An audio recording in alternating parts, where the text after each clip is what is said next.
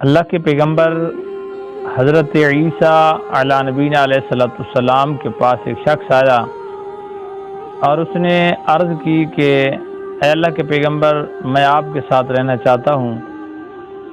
آپ نے فرمایا آ جاؤ میرے پاس۔ وہ آ گیا اور یوں حضرت عیسیٰ علیہ السلام اس شخص کو اپنے ساتھ لے کر سفر پہ روانہ ہوئے۔ چلتے چلتے دریا کے کنارے پہ پہنچے۔ اللہ کے پیغمبر حضرت عیسیٰ علیہ السلام کے پاس 3 چپاتیاں تھیں اور ایک آپ نے خود کھائی، دوسری اس شخص نے کھائی اور تیسری پاکی تھی کہ رب کا نبی پانی پینے کے لیے دریا کے کنارے پہنچے۔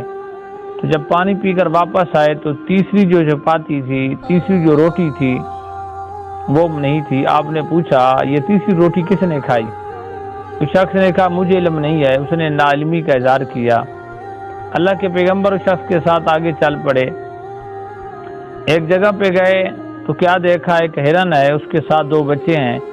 حضرت عیسیٰ علیہ السلام نے ایک بچے کو بلایا، وہ آ گیا۔ آپ نے اس کو ذبح کیا، اس کا گوشت بنایا، بھونا، دونوں نے مل کر کھایا۔ آپ اللہ کے پیغمبر نے ان کی ہڈیوں کو اکٹھا کیا اور کہا کہ اللہ کے حکم سے زندہ ہو جا۔ وہ ہرن کا بچہ زندہ ہو کر دوڑ کے چلا گیا۔ آپ نے کہا کہ تجھے اس رب کائنات کا واسطہ جس نے یہ نشانی دکھائی ہے، اب تو بتا دے کہ وہ روٹی کس نے کھائی ہے۔ اس نے کہا مجھے نہیں پتا۔ اللہ کے نبی حضرت عیسیٰ علیہ نبینا علیہ السلام آگے چل پڑے، وہ شخص بھی ساتھ تھا۔ چلتے چلتے ایک وادی آئی اور اس وادی کے کنارے پہ پہنچے، پانی ہی پانی تھا۔ اللہ کے نبی نے اس کی ہاتھ کو پکڑا اور اس وادی کو پانی کے اوپر سے پار کر اس کو لے گئے۔ فرمایا تجھے اس رب کا واسطہ جس نے یہ نشانی دکھائی ہے، اب تو بتا تیسری روٹی کس نے کھائی؟ اس نے پھر کہا کہ میں اس بات کو نہیں جانتا، مجھے نہیں پتا وہ روٹی کس نے کھائی۔ اللہ کے نبی حضرت عیسیٰ علیہ السلام پھر چل پڑے، ساتھ وہ بھی چل پڑا۔ جنگل میں پہنچے، اللہ کے نبی نے وہاں پہ مٹی کو اکٹھا کیا، ڈھیر بنایا، اور اللہ کے نبی عیسیٰ علیہ السلام نے اس مٹی کے ڈھیر کو بنانے کے بعد آپ نے کہا کہ اللہ کے حکم سے سونا بن جا۔ وہ مٹی کا ڈھیر سونا بن گیا۔ آپ نے اس کے 3 حصے کیے، فرمایا ایک تیرا، ایک میرا، اور تیسرا اس سونے کا جو ڈھیر ہے اس شخص کا جس نے روٹی کھائی ہے۔ اب وہ شخص فوراً بول پڑا کہ میں نے کھائی ہے۔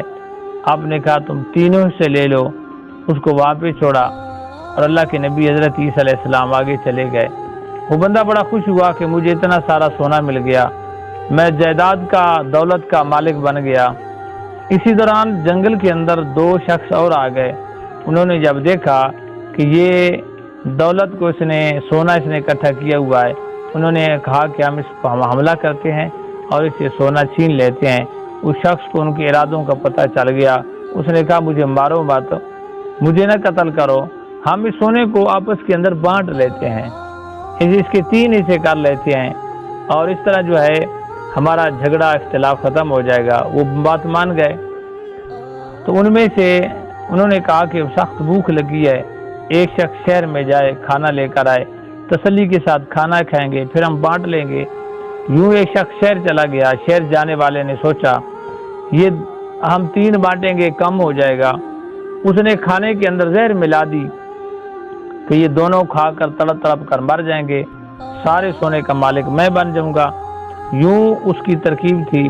اب 2 جو پیچھے تھے انہوں نے کہا جب وہ کھانا لے کر آئے گا ہم اس پہ حملہ کر دیں گے، اسے مار ڈالیں گے، اور اس ساری سونے کے مالک ہم بن جائیں گے، ہم اس کو بانٹ لیں گے۔ یوں انہوں نے اپنی تدبیر، اس نے اپنی تدبیر کی۔ جب وہ آیا کھانا لے کر، انہوں نے ڈنڈوں سے اسے مار دیا۔ انہوں نے کھانا تسلی کے ساتھ کھایا، زہر تھی، یہ بھی تڑپ تڑپ کر مر گئے۔ تینوں کی موت واقع ہو گئی۔ سونے کا ڈھیر وہاں کے وہاں پڑا رہا۔ اللہ کے نبی حضرت عیسیٰ علیہ نبینا علیہ السلام واپس جب آئے تو آپ نے کیا دیکھا؟ آپ دیکھ کر حیران ہو گئے کہ سونے کا ڈھیر ویسے کا ویسے ہی پڑا ہے، اور وہ تینوں شخص جو ہیں تڑپ تڑپ کر جو ہیں وہاں پہ مرے ہوئے پڑے ہیں۔ تو حضرت عیسیٰ علیہ نبینا علیہ السلام اللہ رب العزت کے پیغمبر نے کہا کہ یہ دنیا ایسی چیز ہے، اس سے بچ کر رہنا چاہیے، یہ دنیا عارضی ہے، یہ فنا ہے، ادھر ہی ساری کائنات سارا کچھ بنا ہوا رہ جائے گا، قبر کے اندر انسان کو اپنے اعمال کا جواب دہ ہونا پڑے گا۔